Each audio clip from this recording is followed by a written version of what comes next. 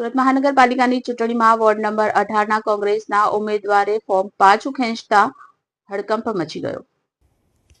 સુરત મનપા ચૂંટણીમાં ward number 18માં કોંગ્રેસના ઉમેદવારે ફોર્મ પાછું ખેંચતા ભૂકંપ મચ્યો છે. આ ઘટનામાં સૌથી વધુ આઘાત મહિલા ઉમેદવાર પ્રકૃતિ નરેશ રાઠોડને લાગ્યો છે. કલેક્ટર કચેરી બહાર તેઓ ધ્રુસકે રડતા જોવા મળ્યા હતા. પોતાની દીકરીને આંસુમાં જોઈ માતાનો સંયમ તૂટી ગયો અને તેમણે જાહેરમાં સંજય રામાનંદી પર ગંભીર આક્ષેપ કર્યા.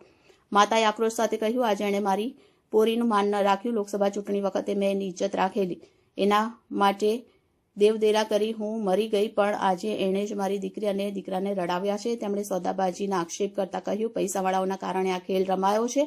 માતાએ ગર્વ સાથે ઉમેર્યું કે તેમની દીકરી પૈસા લઈને ખસી નથી, તે ઇજ્જતવાળી છે. સંજય રામાનંદીએ ગુપ્ત રીતે કલેક્ટર કચેરી જઈ ફોર્મ પાછું ખેંચી લેતા આખા વિસ્તારના કોંગ્રેસ કાર્યકરો સ્તબ્ધ બની ગયા.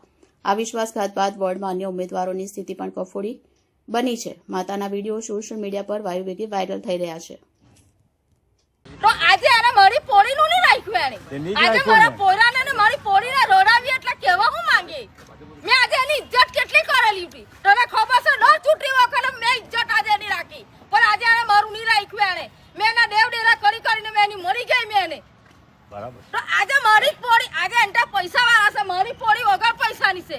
તો મારી પોરી પૈસા લઈને ખસી જતો આજે માટે તમે બધા ગાડે આવતા કે નહીં આવતા કે નહીં લડવા તમે લોકે તો પછી કઈ નહીં છે ને, અમે છે ને, તું કામ ગભરાય? આખો ગામ સમાજ બોલે મારી પોરી જો જીઠે કે જોરા ની જીઠે, પણ મારી પોરી પૈસાની લુચ્ચી નહીં મળે. મારી પોરી ઇજ્જતની વાલી છે મારી પોરી. હા, આજે એના મા બાપનું એના